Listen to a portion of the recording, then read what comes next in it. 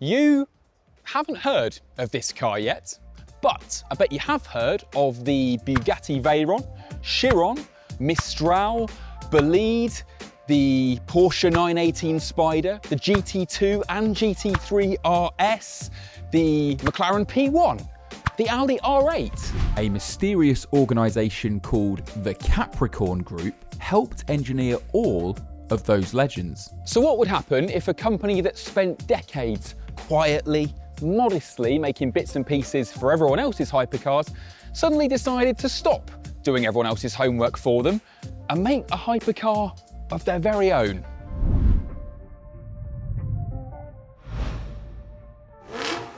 Allow me to introduce the result. The Capricorn 01 Zagato. Race car bred German engineering meets Italian design for an analogue party. Stick around and we'll get into why it looks the way it does. The Capricorn does not need to rely upon a visually ostentatious aero package with large wings. Why it's not interested in top speed or lap times. This car is designed for the joy of driving, not setting records. And why the manual gear lever moves in a way you've never seen before. First things first, is it beautiful? I'm not sure. But that's unsurprising, because the carbon bodywork is all the work of Italian styling house Zagato.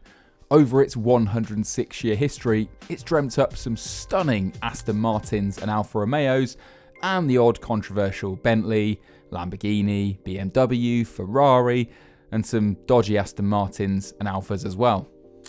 Of course, the Zagato signature, the trademark of the company, is here, that double bubble roof. But allow me to point out maybe some nods to other top-tier brand hypercars, this wraparound windscreen, very thin carbon pillars, and that vertical wiper. Bit Koenigsegg to me. Perhaps some Ford GT in this rather lizard-like front. Down the side, we've got this huge air intake. It's almost like a more angular Bugatti Chiron. Quite cool the way that seems to blend in from nowhere. Something I've never seen before, a glass engine cover with exhausts that exit straight through it. Hence they've got these massive carbon fibre heat shields built in, and then round the back, it's all just open. Loads of cooling and no active aero. And the whole car's carbon. The chassis is carbon, the subframes are carbon, the brakes are carbon ceramic. Wheels are 21 inches, you can have lightweight alloy or, you guessed it, carbon. Suspension uses pushrod Bilstein dampers with lift function on the front and the rear axle. So it all sounds really trick, doesn't it? Really motorsport. But the more I look at the back of it, I'm not seeing a state-of-the-art race car, I'm seeing a 1960s endurance prototype. It's curvy, and that's because the brief for Zagato here wasn't to create a downforce monster. No, in fact, the press bump gets quite punchy. Normally this stuff is completely meaningless guff, but I'm going to share a couple of choice quotes with you here. Zagato says, "The Capricorn does not need to rely upon a visually ostentatious aero package with large wings to generate downforce. Our target was to achieve constant, predictable downforce for stability, not an ultra-high downforce number with a narrow operating window that would make our hypercar nervous." Is it just me, or does that sound quite a lot like shots fired at the whole rest of the hypercar scene, which is kind of Capricorn's customers? And it's the same story with the power. The mid-mounted engine is a heavily modified Ford V8, upped to 5.2 litres, dry sumped, stuffed with lighter forged crank, rods, pistons, and then supercharged. Capricorn is promising this will develop upwards of 900 metric horsepower and over 1,000 newton meters of torque. And if you're thinking 900 horsepower sounds on the low side these days, again, Capricorn comes out fighting. They say, "We had no wish to become involved in the current market trend for extremely high horsepower outputs." They say they are inevitably coupled with high weight due to the electronic components required to enable the driver to handle such extreme power levels, blah, blah, blah. Oh, this is a good bit. It is not about chasing ever escalating horsepower numbers or bragging rights. This car is designed for the joy of driving, not setting records. Now, frankly, that is a philosophy that we can all get behind, can't we? Hypercar power has got bananas. Just kind of mad, really, that 900 horsepower is now seen as not a crazy amount of power. The supercharged V8 revs to 9,000 RPM.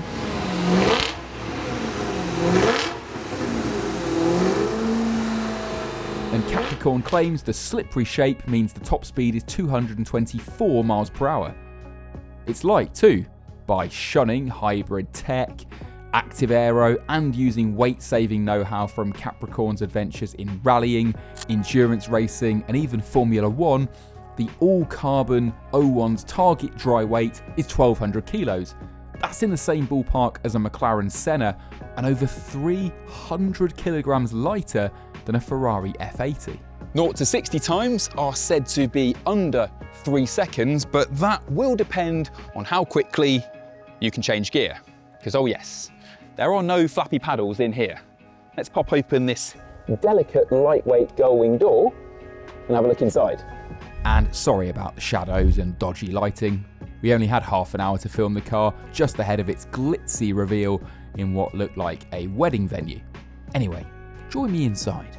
This is back to basics in the best possible way.